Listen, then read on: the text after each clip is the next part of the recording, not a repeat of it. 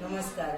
के के kitchens मध्ये आपलं स्वागत आहे. आज आपल्याकडे आले आहेत काव्याची मम्मी आली आहे आणि ती तुम्हाला दाखवणार आहे मेथीची पातळ भाजी, जी एकदम कमी साहित्यात एकदम चवदार आणि पौष्टिक. तर तुम्ही बघा त्या कशा बनवतात.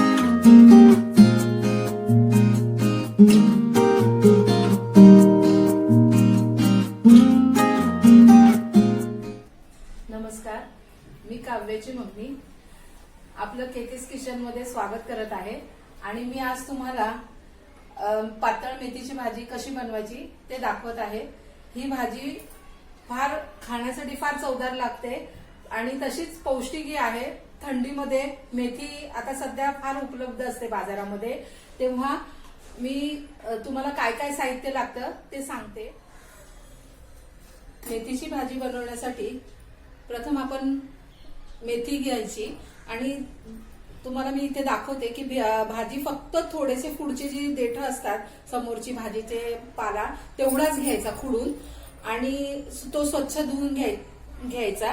त्याच्यानंतर थोडीशी मटकीची डाळ आणि थोड्याशा जसं आपल्याला तिखट हवे तेवढ्या प्रमाणात हिरव्या मिरच्या, लसूण, जिरं आणि शेंगदाणे. हे एवढ्याच कमी साहित्यामध्येच ही भाजी बनते, परंतु खायला ती फार चविष्ट असते. तर आता ती आपण कशी बनवायची त्याची सुरुवात करूया. सुरुवातीला आपण आपल्याला जेवढं तिखट हवे आवडत असेल तेवढ्याच मिरच्या टाकायच्या.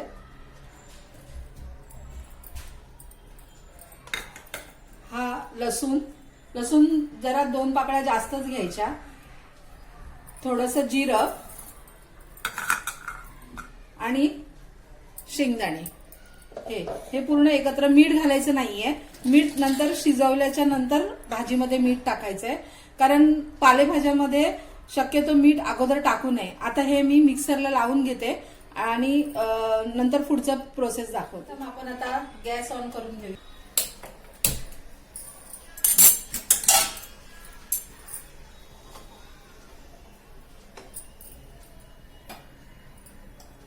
मगाशी तुम्हाला मी जे वाटण सांगितलं होतं त्याची अशा प्रकारे बारीक पेस्ट करून घेतली. एकदम बारीक पण नाही करायची, जरा थोडंसं जाडसर ठेवायचं. आता भांडं बऱ्यापैकी गरम झालं, त्याच्यात थोडं तेल घालायचं, कारण आपण शेंगदाण्याचे हे टाकलंय ना त्याच्यामध्ये, भाजीमध्ये शेंगदाणे टाकलेत, तर शेंगदाण्याचं ऑलरेडी तेल असतं, त्याच्यामुळे आपण थोडं तेल कमी टाकूया. आता तेल गरम झाल्यावरती आपण ही जी डाळ ठेवली होती मटकीची ती टाकून घेऊया.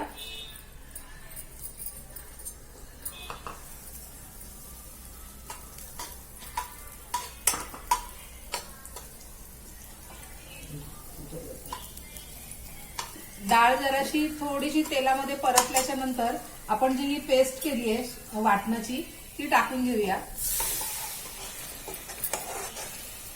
ही पेस्ट टाकल्याच्या नंतर भाजी लगेच टाकायची आहे. ही जास्त तेलामध्ये फ्राय नाही करायची. ही भाजी लगेच आपण ह्याच्यात टाकून देऊया.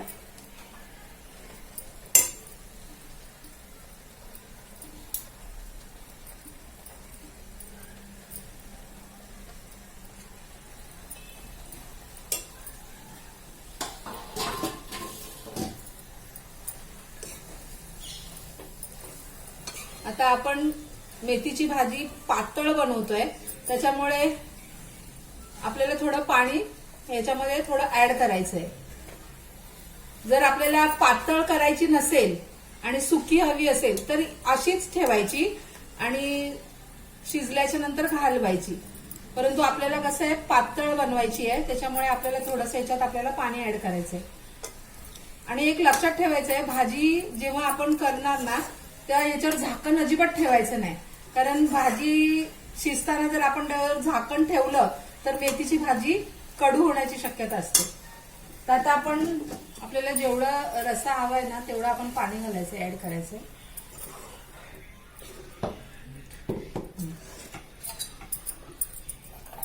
तुम्हाला पुन्हा एकदा आठवण करून देते, मीठ टाकायचं नाहीये. मीठ भाजी जेव्हा आपली शिजेल, अगदी शिजायला येते त्यावेळेस मीठ टाकायचंय.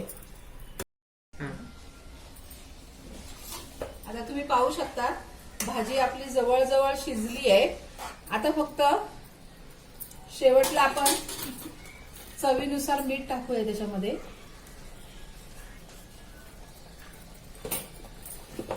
मस्त.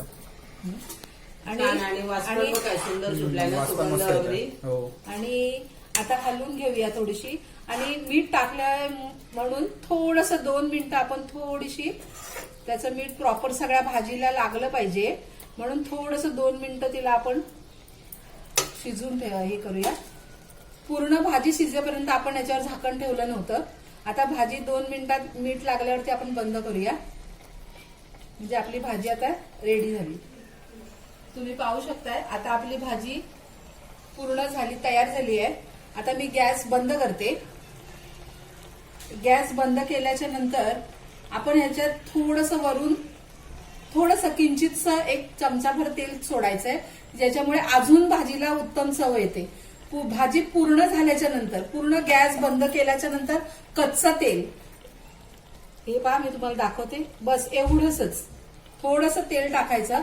आणि ही भाजी खायला खूप छान लागते चपाती बरोबर, किंवा आपण ज्वारीची किंवा बाजरीची भाकरी बरोबर तर ही फार अप्रतिम लागते. तेव्हा तुम्ही नक्कीच ह्याचा आस्वाद घ्या, ट्राय करा आणि आम्हाला ही भाजी कशी झाली हे कमेंटद्वारे नक्की कळवा.